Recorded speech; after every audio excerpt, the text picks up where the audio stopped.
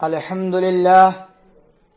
لله نحمده ونستعينه ونستغفره ونؤمن به ونتوكل عليه ونعوذ بالله من شرور أنفسنا ومن سيئات أعمالنا من يهده الله فلا مضل له ومن يضلله فلا هادي له ونشهد أن لا إله إلا الله وحده لا شريك له ونشهد أن محمدًا عبده ورسوله أما بعد فأعوذ بالله من الشيطان الرجيم بسم الله الرحمن الرحيم فإذا جاء أجلهم لا يستأخرون ساعة ولا يستقدمون وقال رسول الله صلى الله عليه وسلم حاسبوا قبل أن تحاسبوا أو كما قال عليه الصلاة والسلام۔ یہ دنیا سرائے دہر و مسافر، یہ دنیا سرائے دہر و مسافر، بخدا یہ کسی کا مکان نہیں، جو مقیم اس میں تھے یہاں آج ان کا نشان نہیں۔ غرور تھا نمود تھی، ہٹو بچو کی صدا تھی، غرور تھا نمود تھی، ہٹو بچو کی صدا تھی، پر آج میں تم سے کیا کہوں لحد کا بھی پتہ نہیں۔ وہ لوگ جن کے محلوں میں ہزاروں رنگ کے فانوس تھے، وہ لوگ جن کے محلوں میں ہزاروں رنگ کے فانوس تھے، جھاڑ ہے ان کی قبر پر نشاں کچھ بھی بچا نہیں، نشاں کچھ بھی بچا نہیں۔ میرے محترم بزرگوں اور دوستو، 2022 کا یہ سال ختم کیا ہوا، ہماری زندگی، ہماری عمر کا ایک سال اور کم ہو گیا۔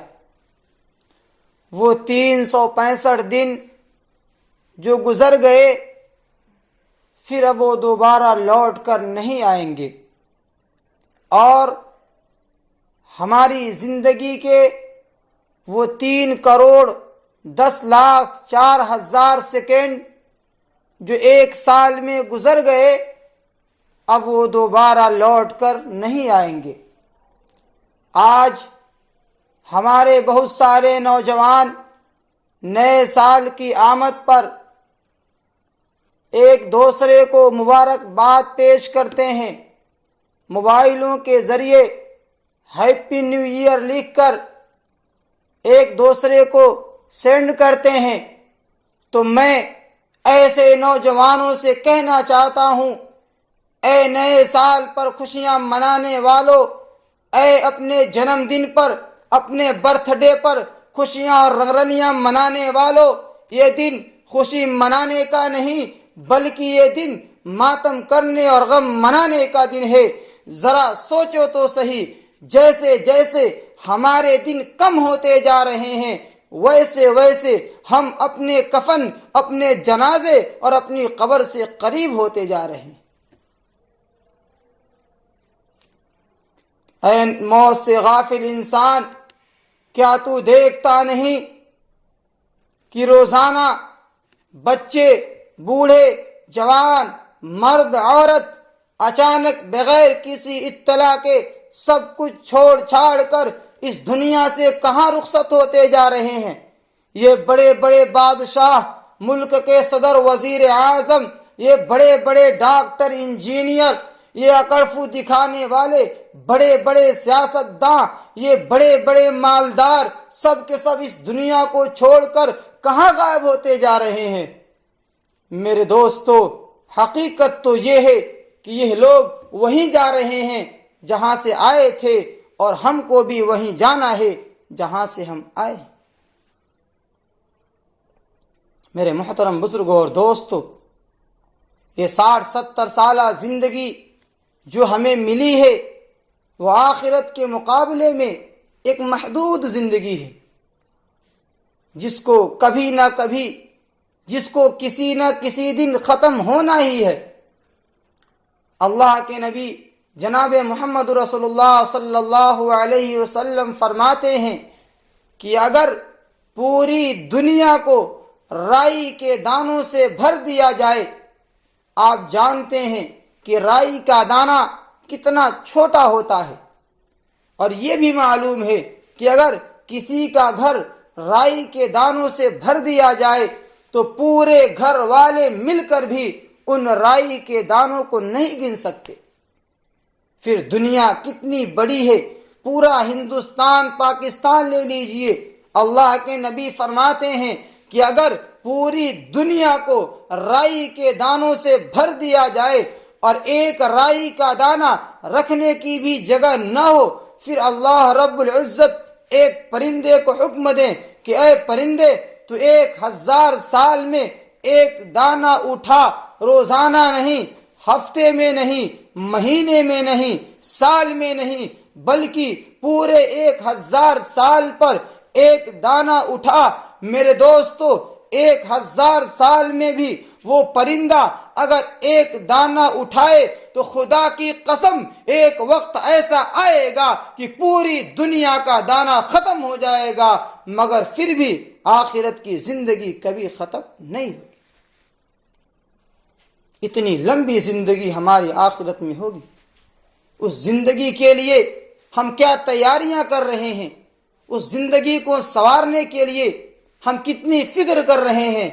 ہم خود اپنے دل کی دنیا میں جھانک کر دیکھیں۔ میرے عزیز دوستو، ہم دنیا کے لیے اتنی ہی محنت کریں جتنا دنیا میں رہنا ہے، اور آخرت کے لیے اتنی محنت کریں جتنا آخرت میں رہنا ہے۔ اس لیے کہ فقط 2 گز کفن کے کچھ ملتا نہیں ساگر، فقط 2 گز کفن کے کچھ ملتا نہیں ساگر، کبھی جب تار سانسوں کے ہمارے ٹوٹ جاتے ہیں۔ میرے عزیز دوستو، کتابوں میں ایک واقعہ لکھا ہے کہ ایک بادشاہ کا ایک باغ تھا۔ اس باغ کے کئی حصے تھے اور ہر حصے میں پھل لگے ہوئے تھے۔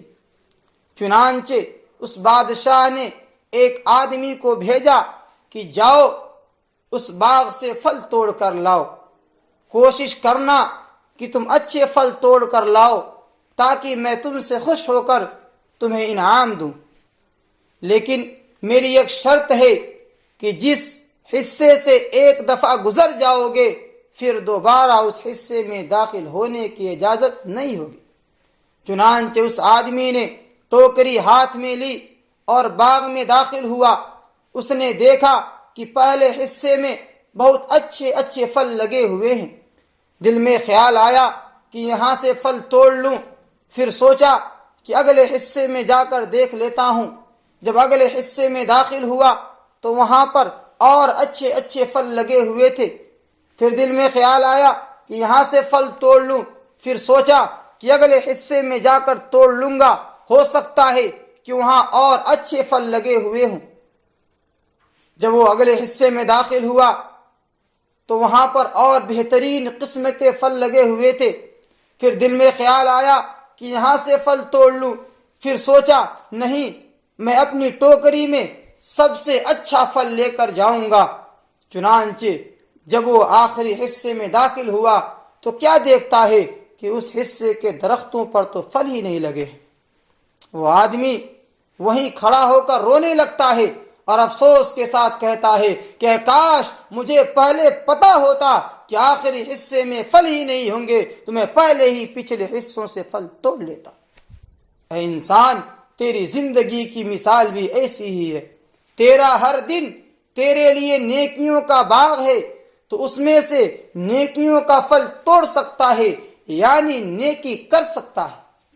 لیکن آج کا انسان روزانہ یہی سوچتا ہے کہ میں آج نہیں، کل سے نیکی کروں گا، کل سے عبادت کروں گا، کل سے گناہوں کو چھوڑ کر زندگی گزاروں گا، کل سے نماز پڑھوں گا۔ مگر یہی آج کل کرتے کرتے بالآخر انسان موت کے منہ میں چلا جاتا ہے۔ پھر اسے اتنی مہلت بھی نہیں ملتی کہ وہ اپنے گھر والوں کو وصیت کر لے۔ فَإِذَا جَاءَ أَجَلُهُمْ لَا يَسْتَأْخِرُونَ سَاعَةً وَلَا يَسْتَقْدِمُونَ۔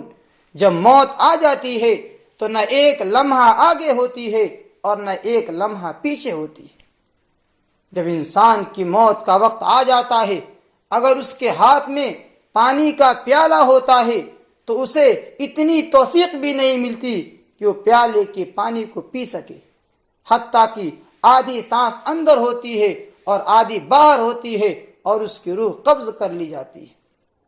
موت کیسے آئے گی سوچا ہی تھا اتنا کہ بس، موت کیسے آئے گی سوچا ہی تھا اتنا کہ بس، ایک پرندہ جھیل سے مچھلی اٹھا کر لے گیا۔ میں انہی چند باتوں پر اپنی تقریر کو ختم کرتا ہوں۔ وآخر دعوانا ان الحمد للہ رب العالمین۔